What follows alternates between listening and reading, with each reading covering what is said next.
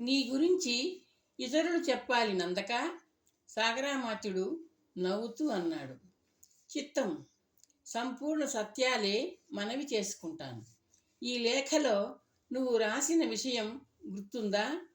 చిత్తం, సర్వసైన్యాధ్యక్షుడి కుమార్తె వివాహ ప్రస్తావనేనా ఇందులోని అంశం? సభలో నిశ్శబ్దం తాండవిస్తోంది. రుద్రాక్షుడు నందకుడి వైపు ఆశగా చూస్తున్నాడు. కాదు, నందకుడు బిగ్గరగా స్పష్టంగా అన్నాడు. రుద్రాక్షుడు నిర్ఘాంతపోతూ చూశాడు. నందకుడు అసత్యం పలుకుతున్నాడు. నందకా! రుద్రాక్షుడు అప్రయత్నంగా అరిచాడు. మౌనంగా ఉండమని రుద్రాక్షుడిని ఆజ్ఞాపిస్తున్నాం. మహారాజు కుబేరవర్మ హుంకరించాడు. నందక, ఈ లేఖ ఎవరిని ఉద్దేశించి లిఖించబడింది? బర్బరదేశ సైన్యాధికారికేనా? సాగరామాత్యుడు విచారణ కొనసాగిస్తూ అన్నాడు. బర్బర మహారాజు హితేంద్రుల వారికి లిఖించబడింది. నందకుడు సమాధానం చెప్పాడు. రుద్రాక్షుడి పాదాల కింద నేల కదులుతున్నట్టు అనిపించింది. కళ్ళు తిరుగుతున్నట్టు అనిపించింది. అరచేతుల్ని పిడికిళ్లుగా బిగించి తన ముందు నటిస్తున్న నందకుడిని రెప్పవాల్చకుండా చూస్తూ ఉండిపోయాడు. ముఖ్యమైన ప్రశ్న నందక, క్లుప్తంగా ఒక్క మాటలో చెప్పు, సాగరామాత్యుడు అన్నాడు. లేఖాంశాలు దేనికి సంబంధించినవి? మన సామ్రాజ్య చతురంగ బలాల వివరాలకు సంబంధించినవి. రుద్రాక్షుడి శరీరం ఒక్కసారిగా జలధరించింది. ఎర్రజీర వ్యాపిస్తున్న కళ్ళతో నందకుడిని చూస్తూ ఉండిపోయాడు. ఇది చాలా చాలా ప్రమాదకరమైన అంశం. రుద్రాక్షుడు చెప్పిన అంశాలను నువ్వు మార్చి లిఖించలేదు కదా? సాగరామాత్యుడు నందకుడి కళ్ళలోకి చూస్తూ ప్రశ్నించాడు. శివ, ఈ సేవకుడు తన ఉద్యోగ జీవితంలో అలాంటి అభ్యంతరకరమైన వ్రాత పని చేయలేదు. సర్వసైన్యాధ్యక్షుల వారు పలికిన అక్షరాలను అలాగే లిఖించాను. వారు ఒక్కొక్కసారి మహాప్రాణాక్షరాలను అల్పప్రాణాక్షరాలుగా, అంటే అక్షరాల ఒత్తులు పలకకుండా తేలికగా ఉచ్చరిస్తారు. ఉదాహరణకి ఆయన రాజధాని అంటారు. ఆయన పలికిన అక్షరాల్ని పలికినట్టు లిఖించాను. నందకుడు వినయంగా అన్నాడు. పరిశీలిస్తే తమకే తెలుస్తుంది. సాగరామాత్యుడు సాలోచనగా అన్నాడు. లేఖలోని అంశాలను పఠిస్తాను. జాగ్రత్తగా విని ప్రమాణపూర్వకంగా ధృవీకరించాలి నువ్వు. చిత్తం. ప్రభువుల అనుమతితో సాగరామాత్యుడు మహారాజు వైపు చూస్తూ అన్నాడు. పఠించండి బిగ్గరగా. సభలో అందరూ ఆలకించాలి. కుబేరవర్మ ఆజ్ఞాపించాడు. సాగరామాత్యుడు కంఠం సవరించుకుని లేఖను చదవడం ప్రారంభించాడు. శ్రీ శ్రీ శ్రీ బర్బర కులశేఖరులు, హరిభయంకరులు, బర్బర సామ్రాజ్య మహాప్రభువులు అయిన హితేంద్ర సార్వభౌముల వారి సమ్ముఖానికి కామరూప సామ్రాజ్య సర్వసైన్యాధ్యక్షుడు రుద్రాక్షుడు చేయు విన్నపాలు. తమ గూఢచారి నివేదించిన విషయాలను పరిగణనలోకి తీసుకొని కామరూప సామ్రాజ్య చతురంగ బలాల వివరాలను, ఆయా బలాల శక్తి సామర్థ్యాలను లేఖలో పొందుపరుస్తున్నాను. అతి రహస్యమైన ఈ వివరాలను అందజేస్తూ నేను చేస్తున్న సాహసానికి ప్రతిఫలంగా తమరు విజయం సాధించిన అనంతరం నన్ను కామరూప రాజుగా, తమ సామంతరాజుగా నియమించగలరని విశ్వసిస్తున్నాను. వివరాలు చిత్తగించండి.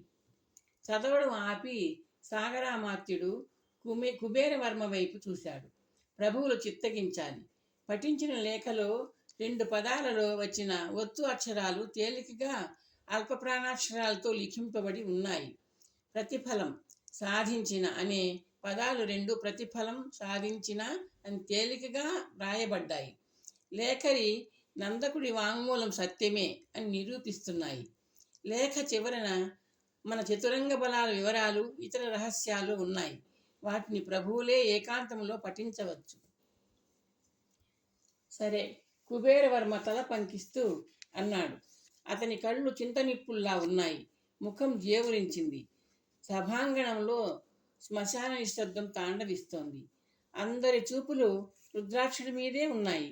రుద్రాక్షుడిలో ఆలోచనల సంకుల సమరం సాగిస్తున్నాయి. లేఖలోని అంశాలు అతి ప్రమాదకరమైనవి, ప్రాణాంతకమైనవి, అతి రహస్యమైనవి. ఇలాంటి మహాప్రమాదకరమైన రహస్యలేఖను ఎవడైనా స్వయంగా లిఖిస్తాడు. ఇతరుల చేత లిఖింపజేస్తాడా? ఈ మాత్రం ఆలోచన మహామంత్రికి కానీ మహారాజుకు కానీ స్ఫురించదా? రుద్రాక్షి ఆలోచనలను స్పష్టంగా ఆలకించిన వాడిలాగా మహామంత్రి నందకుడిని ప్రశ్నించాడు.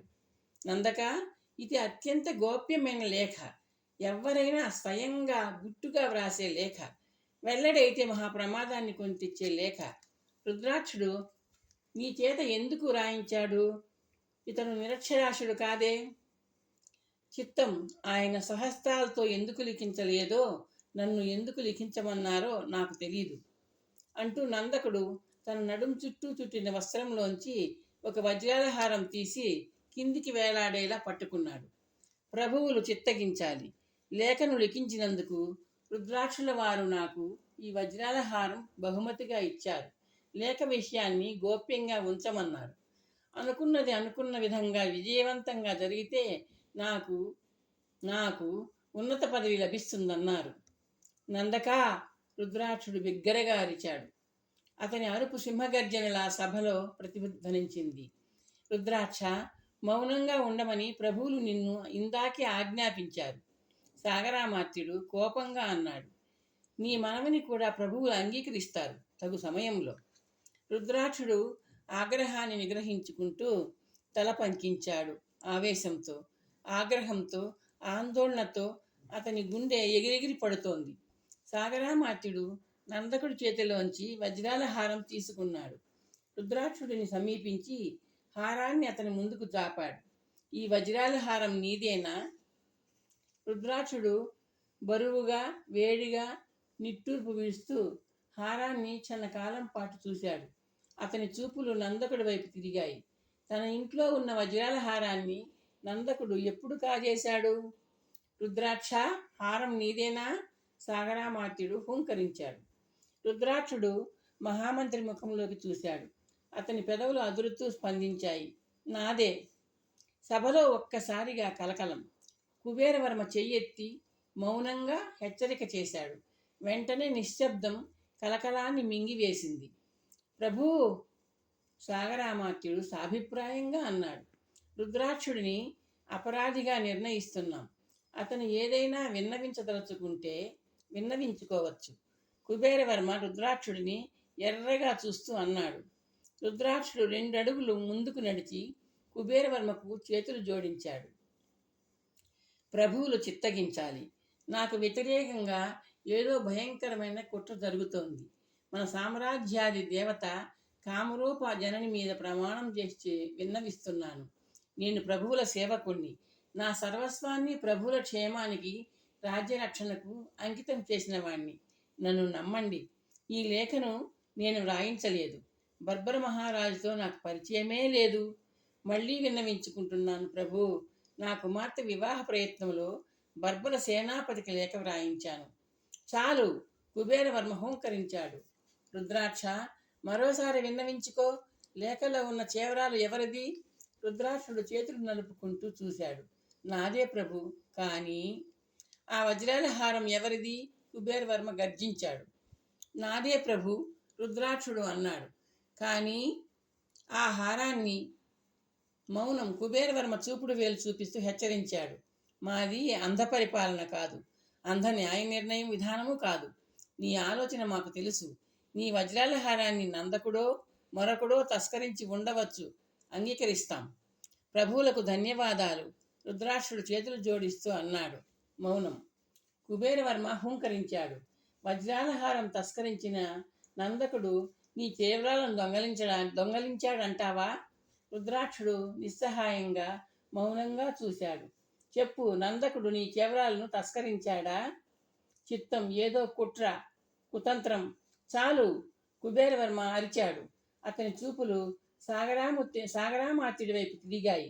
మహామంత్రి, మా సామ్రాజ్యానికి, మా ప్రాణాలకు మరణశాసనం లాంటి లేఖను లిఖించి ఆ కార్యాన్ని చిత్తశుద్ధితో మాకు వెల్లడించి తన రాజభక్తిని ప్రకటించుకున్న నందకుడిని మెచ్చుకుంటున్నాం.